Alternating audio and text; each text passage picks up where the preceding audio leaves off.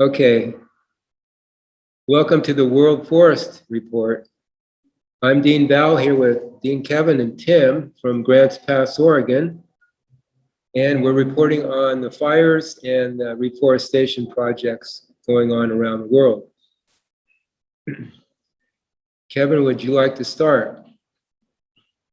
I'll begin with the report with what's going on in Australia, but in fact, there's not much fire activity in Australia. It's rather calm at the moment, and but I will read what they were saying in regards to it. The following information was sourced from China News, August the 26th, 2021.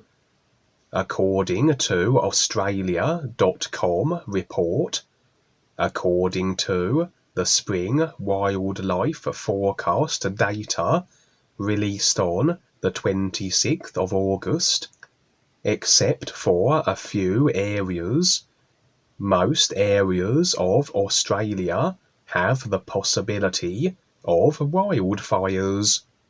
Although most areas of Australia are still in wet weather, the incidence of wildfires in some areas will exceed normal levels this spring. Among them, the growth of grass and crops in southeastern Queensland and northern New South Wales has increased the possibility of wildfires. In addition, due to factors such as pasture growth and soil dryness, some areas of northern Western Australia also have the same risk of wildfires. However, wildfire data jointly released by the Australian Fire and Emergency Services Agency, the Meteorological Bureau, and local firefighting agencies predict that the probability of wildfires in other areas such as New South Wales, Victoria, and the Capital Territory is lower than normal. According to the report, this is the result of the restoration of forest vegetation from the devastating summer wildfires from 2019 to 2020.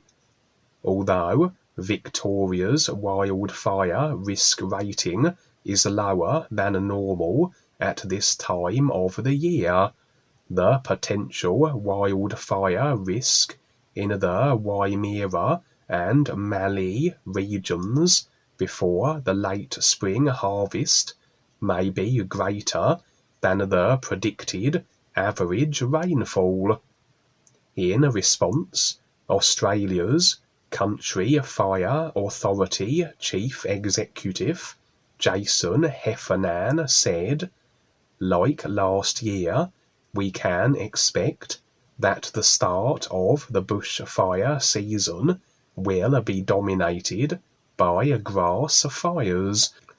The Australian Bureau of Meteorology climatologist Andrew Watkins said that after Australia experienced the wettest winter since 2016, a wetter and warmer spring followed.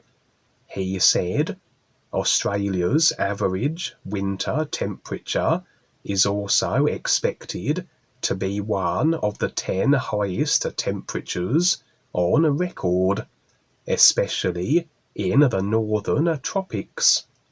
In other places, the whole of South Australia, Tasmania, and the North Territories are likely to have ordinary fires in the spring." That was the end of that report, and that's the most recent happenings in Australia regarding the fires. So nothing's actually occurring at the moment, but they are being predicted as to be happening relatively soon. So I will stop there. Did you say predicted or planned? Probably, well, I mean, on what we will be told is they're predicted, but what we won't know is, of course, they're being planned and prepared to be orchestrated with their laser weapons behind the scenes. But Yeah. What do they attribute the fires from mainly? Lightning strikes or what? well, this will be a very mainstream article, and so they won't suggest that there are any nefarious sources for the fires. They will just say that it's generally due to the region being very dry, and just circumstances then set the bush ablaze.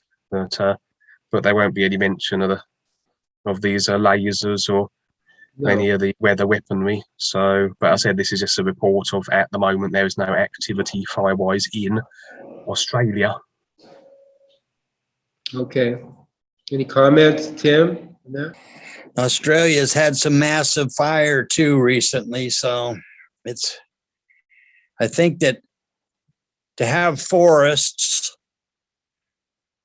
we need to get the primary water, some supply to the forests in case of the lightning or the directed energy weapons, that the primary water can be set up like plumbing, and it only needs to be used where the fire starts to put it out. And also it is a means to wash the forest in case they try to use some of the poisons that kill the vegetation. Maybe the primary water would be able to wash it off soon enough and have detection things to, because it seems like the forest can't take care of itself at this time. It needs somebody to be protecting it from the attack on it. Otherwise, it looks like all of our forests are not going to be forests on the planet anymore. They're just burning up so much. It's any place that hasn't been burnt yet. It seems like all of a sudden that's where the fires start. They've shut down the forest to the people in Northern California. You're not allowed to be in the forest now because of the fires that are there. No trail hiking or you're not even allowed to go out into the forest now. So it's getting to the point where what is going to be left if it's not protected? And it seems like the only way to protect it actually is to have a system to put out fires before they get big. Just use the primary water, like plumbing, have it set up through the forest with whatever means, I guess, a person can use to have the primary water able to do the job. It would be a lot of piping, it seems like, unless a person is using the weather control and is able to really guide the rain to where it's needed almost instantly to push the clouds or to make the atmosphere dump water on the forests. It just seems like I remember the forests in the last 60 years or so. From at times there were forest fires, and some of them were pretty big, but it wasn't very often. It seems like now it's every summer. It's burning here and there and all over the place. It seems like they've been concentrating on Northern California's forests and Southern Oregon's forests since 2001. They really cremated a lot of the forest, but now it's they're bigger than ever. They're over 1 million acres in one fire going on in California now, and the Biscuit Fire in Southern Oregon was 500,000 acres, and that took all of the Coast Range and the southwest portion of the state here, burned it, cremated it, killed all the timber just about. There's some patches that didn't get burned up, but it's very small compared to the mass area that got cremated. And it hadn't done that for centuries, that it was able to kill all the first growth trees that were left in the area, and all the everything that grew there was burnt to the dirt. So much of it just leaving the dead trees all over, which changes the soil, doesn't hold its moisture, no vegetation like it used to. So it's drier than ever, and the brush is the main thing that grows back up, and it's an incendiary brush. I just call it gum brush. It's real sticky, broadleaf stuff that's real oily, and that grows very thick. And so I don't know if it's ever going to stop burning, as long as that's the situation. Is all they have to do is start the brush on fire over and over, and it'll never regrow into timber. And what's it like this last week in Oregon? What happened? Anything? What's new in Oregon with the fires? Well, we've got a big variety of them again. And we have the smoke in the valley a bunch of the days. Sometimes it's thick. If the news shows you the quality of the air from good to hazardous or extreme hazardous. And it's been pretty bad for a lot of people in Northern California at times, and here in Southwest Oregon. The east side of the Cascades, like Klamath Falls and that area, has been getting the wind blowing. A lot of the smoke's going that way. We have it up in Douglas County. That's the next county above Josephine, going north. And then we have the Northern California fires to our south. And then we have Eastern Washington having big fires too. It's just, the coast is being pretty good about not having the fires, but it's a lot of the country getting burned up over and over some places. And I just see that if this continues, I don't know how the forest can ever regrow if they just keep starting it over and over. The vegetation that does come back, like the madrone and the brush, the madrone trees will come back from roots. But the firs and the pines and the cedars and all the conifer stuff, it doesn't come back. And when it gets so cremated, it burns up all the seeds and everything. There isn't anything that comes back except the pine. They call them piss pines. They're a scrub pine, but somehow they survived the fires. Their seeds are activated somehow, whatever's in the duff, or even though the cone gets burned up, somehow the seeds are hard enough that they're one of the only trees that comes back besides some of the hardwoods from the roots. Thanks, Tim. Yeah, that's interesting. No, we like to hear that, what survives and what, your expertise in that area. It's good to hear. And as I said before, this is 1997, fires in Santa Rosa, Northern California. Then there was the Paradise fire in Paradise, California, Northern California, again, 2019. And that wiped out like a town of 40,000 people. Another DEW event. I was listening to somebody, so they're targeting that area rather heavily, Northern California, Oregon. But I was listening to somebody talk about the wine country there in Sonoma, again, Northern California, where they showed pictures of basically a straight line down, almost down somebody's grape vineyard.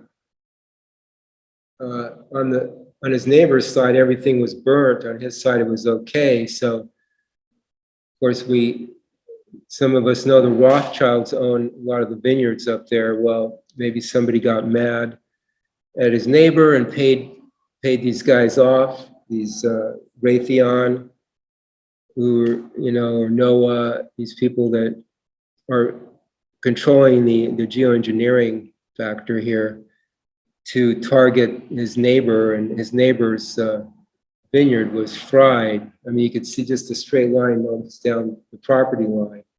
His side was fried, and the other fellow was fine. So these things are obvious to those who are paying attention. I'll give it back to you, Kevin. Go ahead. We can kind of go around, maybe. Yeah, I mean, when they in that video clip where they mentioned the moon, I mean, as we know, the moon is part of the controller's infrastructure. It's a hollowed out planetoid and is a surveillance system. And like just in that film Austin Powers, I mean, that is very accurate. There are indeed moon bases and such on it, on the side of the moon that we don't see, because it doesn't actually spin on its axis. It always remains with one side always facing the Earth. So it's very likely, I wouldn't be surprised if they have the technology based on the moon and can launch lasers from there.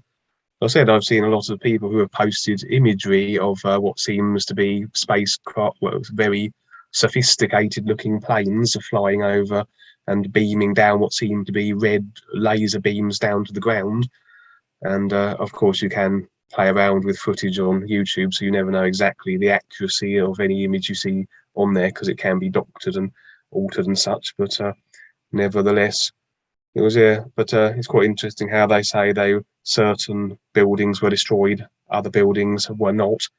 And of course, part of the controller's game is to make everybody completely dependent upon them, and so they do want to wipe out all independent small businesses, and that is part of the reason for the COVID virus situation, pandemic as well, because with that, obviously, because of shutting down all these businesses and making it so people can't work, a lot of the smaller businesses can't afford to operate and so are going bankrupt. And this would be another means of doing it as well. During these so-called fire seasons, they can directly target probably what would be any businesses or buildings or structures that weren't associated or in any way connected with their controlling systems. And so it's another way of wiping out these independent businesses, because of course dependency on the control systems is a control, and so the greater dependency humanity has, the greater control the control system has over them. And yeah, like they were saying, the same laser weapons they were used in there are very likely those they used in the 9/11 towers when they were destroyed, and it was the same situation. They were almost completely vaporized, and the amount of material that was left was in no way reflective of the amount of material that would have made up the structure of the towers, as though the vast proportion of it just wasn't there anymore. And also it seems as well that one of the side effects of these lasers is that when they do destroy buildings and property, they do produce what seem to be, or they seem to contain, cancer-inducing properties as well. So after the 9/11 event, there were a lot of people on the scene at the time there was a great increase in cancers and illnesses that came from it, that came from the smoke and the debris. And obviously there would be respiratory problems involved with the inhalation of smoke, but they said the cancers that they had couldn't be accounted for. And so it does seem these lasers do have this as another and there's another little treat that the controllers have also put in with it that comes with the lasers.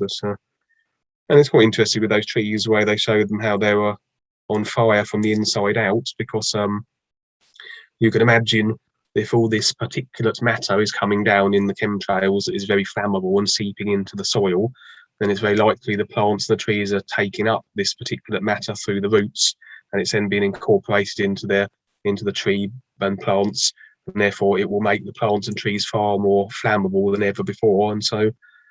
And also, even with the water, there are a lot of areas now in the world where even the water is flammable, and there's been videos of people putting lighters and matches up to the water, and it sets it ablaze. So where that has a possibility of possibly offsetting the fires using water, if a lot of the water source is also containing flammable materials, and that's not really going to help either. And so, yeah, that's all I'll add in regards to that, and then then I can say another report if you wish. Yeah, and just it showed how the lasers could light up the whole of the United States. I mean, it could be used for good too, but it's weaponized right now. It's used for nefarious purposes, but all these frequencies, well, not all of them, but we know that many are harmful, but there's some that are healing, and those frequencies. Now, I looked up this Schumann resonance, it's like 7.8. Maybe you guys know, but I was kind of, is that the frequency 7.8? Then I saw another one. It said it was 65 to 75 hertz. And do you know the resonance that the human body has? Is it 7.8 or 65 or what? Familiar with that at all? Just curious. Schumann resonance is like the Earth, Gaia, how that vibrates, that frequency. And I think hertz is per second, like hertz, like, vibrations per second. I looked at the frequency chart, and I'm trying to figure out the Schumann resonance, and is that the same as the hertz, the Schumann and hertz? If you guys don't know, we'll look it up for next week. Just curious. I couldn't tell you. All I know for certain is that the Schumann resonance seems to be the main frequency that is prevalent through what is life on the planet Earth, and so anything other than that frequency would then cause distortion, and it would be therefore a disharmonious frequency. And so obviously with these controllers, they are utilizing these disharmonious and destructive frequencies in all their technologies, everything from Wi-Fi to 5G to these lasers. And then the result, as you can see, disharmonious frequencies will cause disharmonious distortions in the body vehicles, and so you will have your cancers, your leukemias, your brain damages, your reduced lifespans. But yeah, you'd probably be an idea to get some sort of more specific details about that perhaps for next week. Yeah, even the Star Trek, with that 60s or so, Star Trek, they had the laser weapons. They basically, somebody could just be fried, and that was like, whenever that was, 60s. I mean, they've come along 50 years, 60 years. I mean, geez, they've sophisticated these things a lot. We're not even shown what they have, I'm sure, how far they've come with the technology. Yeah, the producer of Star Trek was Gene Roddenberry, and he was a massive globalist insider, as a lot of these major producers and Hollywood directors are. And so what he put in his movies was not something he simply imagined, but very likely the information he had available to him, as all these controllers will know, the projected agenda and what technology they're going to be bringing out down the timeline. So he was simply making use of information that was available to him that he could then put in his movies. So yeah, beam me aboard, Scotty, and all that. So yeah, go ahead for your next part. The following article was written by Janet Fellon. In a reversal of the established commentary that those claiming victimization by electronic weaponry are crazy and delusional, the US Senate has passed a bill authorizing payment to CIA and State Department officials who have been attacked by this weaponry. Recent news reports have detailed these attacks on US diplomats in Cuba and China. Dubbed the Havana Syndrome, it was recently reported that CIA personnel have also suffered such attacks in Europe and Asia. Senate Bill 1828, the Helping American Victims Afflicted by Neurological Attacks Act of 2021, or the Havana Act of 2021, authorizes a payment to qualified employees for brain injuries inflicted by neuroweaponry. In a letter to the bill's sponsors, Senators Susan Collins and Jean Shaheen, former NSA analyst Karen Melton Stewart asked the following question: did you know that you are actually accidentally excluding a large and significant body of victims who need help now?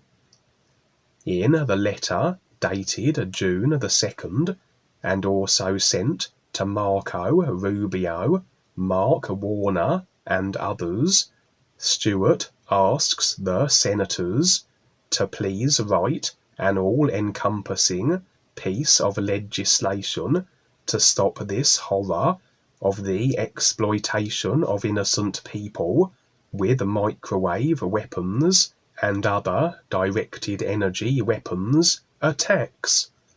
Referring to the placement of many such individuals on the terrorist watch list, Stewart goes on to state that innocent people are thrown onto the watch list based on little to nothing, with no notification or warning, using this new secret underclass of untouchables as non-consenting test subjects for military industrial complex weaponry such as directed energy weapons like microwave, millimeter waves, Lily waves, weaponized Wi-Fi, as well as war-grade gases and poisons.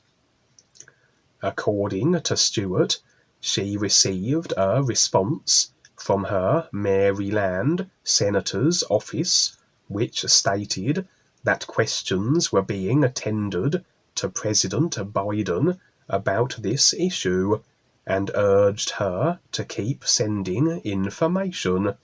Stewart stated that no response was received from Senators Collins, Shaheen, Rubio, or Warner.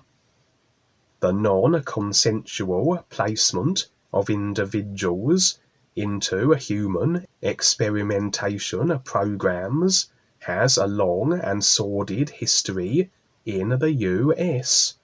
Certain experiments have been publicly acknowledged, such as the Tuskegee experiments, which allowed African American men to go untreated for syphilis in order to observe the natural progression of the disease, as well as the use of military personnel as test subjects for toxins and bioagents, again without informed consent.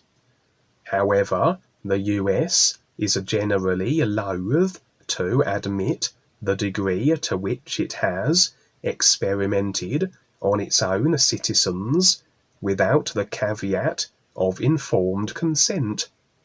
The Church and Pike hearings of the 1970s exposed the very tip of the experimentation programs known as MK Ultra, which involved the use of drugs as well as electricity to attempt to control behavior, again without the consent of the test subjects. The fact that the CIA director, Richard Helms, panicked by the hearings, ordered the MK Ultra files destroyed, rendered a thorough investigation into the reach and extent of the program virtually impossible. In correspondence with this reporter, Karen Melton Stewart wrote, "Many people are gravely disappointed that the new legislation pushed through by Senators Susan Collins and Jean Shaheen failed to provide for or even mention the thousands of innocent American civilians who have also been hit with these weapons inside the US for years. I prefer to take encouragement from the fact that these public servants were so outraged by the attacks that they moulded and pushed through such legislation at an impressive speed. It is a baby step in the right direction, says Jack Christiana, who is the former legal director for Targeted Justice and current legal director of Targeted America. It will be easier to address this with Congress now, because they have acknowledged it exists. The bill unanimously passed the Senate on June the 7th and goes to the House for approval. Janet Fallon has been on the trail of the biological weapons agenda since the new millennium. Her book on the pandemic, At the Breaking Point of History, How Decades of US Duplicity Enabled the Pandemic, will be published in 2021 by Trine Day. Her articles on this issue have appeared in Activist Post, New Eastern Outlook, InfoWars, and elsewhere. Educated at Grinnell College, UC Berkeley, and the University of Missouri Graduate School of Journalism, Janet jumped ship and since 2004 has been writing exclusively for independent media. Her articles previously appeared in the Los Angeles Times, We Magazine, Orange Coast Magazine, the Long Beach Press Telegram, the Santa Monica Daily Press, and other publications. She is the author of the groundbreaking expose Exile and 2 books of poetry. Yeah, so that more or less is an article which proves that not only do these weapons exist, but they have been acknowledged by the actual controllers and by through the political systems. So, yeah. Tim, any comments? Yeah, I have a hard time imagining how this process of using these weapons by those in power, it just seems like what are they doing? Are they getting together at their secret meetings and saying, let's send out Joe in this aircraft with the laser set up on it and have him do this to whatever the target is? it just seems like, I don't know if they're humans or the reptilians or what, just having fun, whatever they think that they can make happen. But somebody has to, well, maybe they're just drone aircraft. I don't know. And who actually is in control of them? It would almost be, if a person can expose them, that's one way to get rid of them. It's almost like who was listening or in control, like what we hear of Atlantis and how they destroyed themselves with technology. And it sounds like we're at a similar, maybe not quite as advanced as they were, but we're getting there with this technology now. And when we look at nuclear weapons as the power they contain, supposedly, about how they're doomsday bombs, they got 4 of them, you hear say, that can blow this world into pieces. And so it's more of some form of making it the way they want it, certain beings on this earth. And unless they're stopped, it looks like they're going to get their way about changing the atmosphere and getting rid of the humans that irritate them, or whatever it is, that reason that they want to get rid of whoever they want to get rid of. And it's just amazing how this all is happening right now, fires, and then you look at the water that hits the eastern part of the United States, so heavy, and it's kind of makes you wonder. It doesn't seem natural, all right, that they get so much water over there and we get so little over here at this time of the year. It seems like it would take an awful lot of people to be trying to do these things, to control the energy weapons and decide where they want to use them and control the weather and what they want to do with it. It just seems like they don't really seem human in ways about why would they want to destroy their own surface of the planet if they weren't from another world that needs different things to survive, different air or different amounts of water.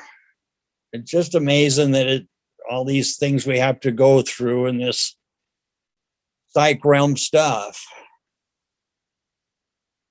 Well, it's like they say they don't think like we do, you know. I mean, they're forever looking for ways how to destroy, how to make people suffer, how to torture people. It's like the old Nazi doctors where they experimented on the prisoners in the concentration camps. They like take them and expose them to cold and see at what point, you know, did they die or did they start getting frozen limbs, and or give them different drugs and see how they reacted to the point where you know, they become paralyzed, or, you know, all in the, well, they're just experimenting to see about their own soldiers, you know, how much their soldiers could take. But no, they were doing this for kicks, basically. These are bored beings that are just, you know, seeking their thrills through making people suffer. That's just how they are. You can't, there's really not a human element to it, you know. It's like they think differently, so that's just what they do. That's all I can say. That's just what they do. So, but they have a chance. Some of them, a lot of them, are seeing on the real side that they're going nowhere with this, and they can turn around, it's a huge turnaround, but they can to do something better for themselves and others. So they don't have to do that. So we're speaking to you guys too, to the controllers on these shows too. Like Duane says, we want everybody to be okay, and you're going nowhere with what you're doing. It doesn't make sense with what you're doing. That makes me think about how there's no coincidences to what happens to us. Maybe we've done these things in previous lives in different worlds or whatever, why we need these experiences. It really makes you wonder to have controllers and to be affected by others. Yeah, for sure. We've done these things too. So we're fortunate to see more now, to see that there's opportunities to thrive and to potential that each of us has. But again, you have to decide to do better for yourself. It's like an addiction what they have. They're addicted to what they're doing, but there's ways, they are creative in what they're doing, a lot of them, at least the elite part. Then they have their minions who don't think at all. They're just following orders. And that's why when you said, who are these people? Well, they're us. They're people in the systems and agencies that are just following orders. And they think they're doing well, doing good for people. But the very few at the top are the ones pulling the strings, and they have the real technology and the real access to all this, that's going on, the control part of it. And it's a matter of more and more people in the public waking up. It's what's going to take, like Sheriff Mack, we've been discussing him lately. He's in the system, but he's doing something to counter what's going on with the destruction and everything, and through the law. So people like him and Dane Wigington, Deborah Tavares, Max Egan, all these people that are out there doing something, at least informing people, so that we can position ourselves through them for them to take the next step, which is the awareness, become more aware part of it. The knowledge is one thing, but the awareness is the big one, the biggie. Anything else, anybody? And I can read another fire report if you like. They're all relatively short, so. Okay. The following report was sourced from the Teller report, dated the 9th of August 2021, by Kim Kyung Hee, staff reporter, and he stated, "I told you a few days ago that there is a lot of damage from wildfires in unusually high temperatures in Greece. Thousands of people on an island near Athens have also made an emergency escape by boat. A few days ago, there was a lot of damage from wildfires in unusually high temperatures in Greece, but the flames are not being caught and are spreading out of control. Flames and smoke coloured the sky and the sea red. Hundreds of people aboard the cruise ship had to watch as the crimson flames engulfed the mountain. Residents and tourists have been evacuated after a wildfire that started last week on the island of Ebia, north of Athens, the second largest in Greece, and the fire spread to the beaches. Residents agreed that it was like the end of the world. An evacuated villager said, "It was terrible. It was like a horror movie. It was beyond words." a resident evacuee said, "There was a lot of heat. When I looked at the sun, it floated like a red ball, but there was nothing around it." With more than 2,000 people escaping from Evia Island over the weekend, the authorities mobilized 17 aircraft to fight the firefighting operation. In Greece, national wildfires have so far killed 2 people and have reduced 56,000 hectares to ashes. While firefighting work is still in progress at 55 locations, there is concern that the damage will be even greater, as strong winds and heat waves exceeding 47 degrees are forecast this week. Levon Kurnas, a climatologist at Boğaziçi University, Turkey, said, "Climate change is not the direct cause of this wildfire, but it is exacerbating everything." Turkey and Italy, which are adjacent to Greece, have also been fighting wildfires for the second week, but the flames are barely being extinguished. Any word on how they started, those wildfires? The reports have anything like that? Reports don't tend to mention the source of the fires. I mean, in order for the real source of the fires to be known, you would have to have independent researchers on the site, and also they would have to be willing to share their findings as well. And so whereas you have Max Egan in Australia, you would have to have an equivalent of the Max Egan in Greece, and unless you have that individual, all you have then are the reports of the fires, the details regarding their devastation, but you will only have the mainstream then causes for them, and generally they will cite climate change because that's one of their main agendas. They need to push this climate change idea so they can restructure the human experience. As I said, you do need independent reporters on the scene, otherwise you're not going to get any information about the actual cause. I just wondered what they said, the mainstream media. So it's usually climate change, drought, dry, grass, wind, high winds. Sometimes forget the careless camper idea. We don't have that anymore, hardly. Smokey the Bear and all that. But it's the climate, the climate change idea.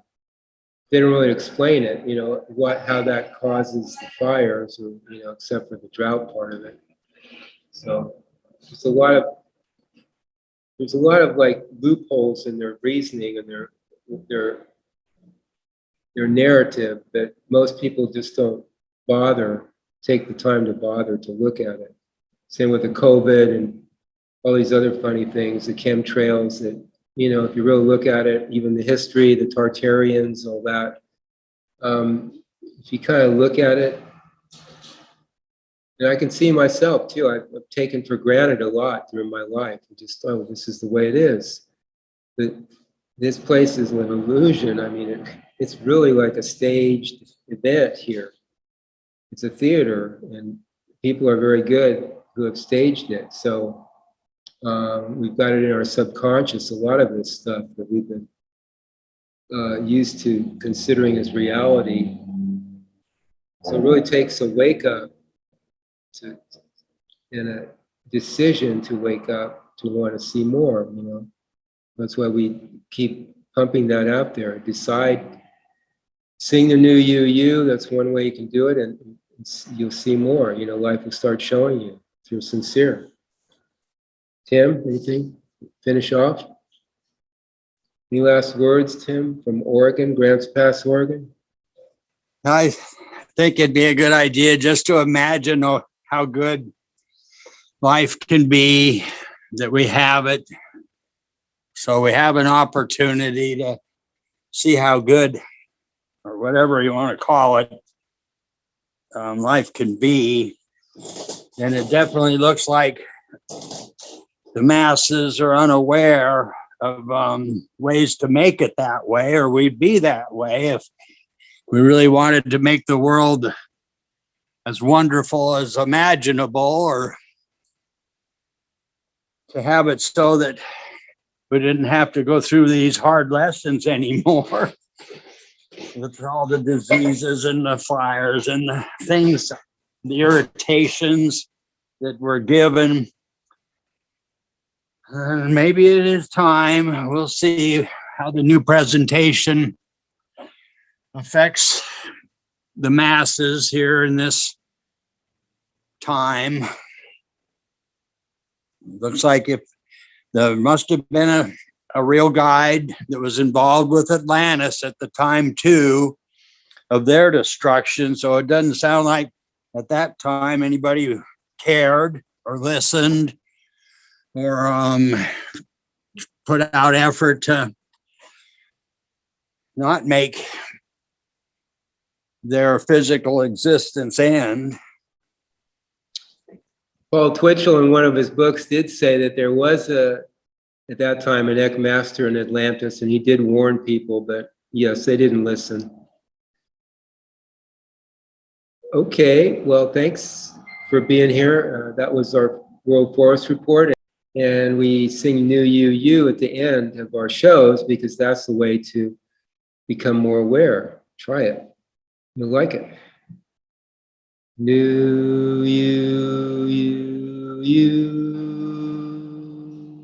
Kevin? NUUU.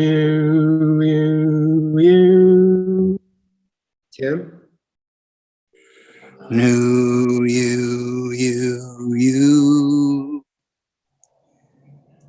Thank you guys. See you next week.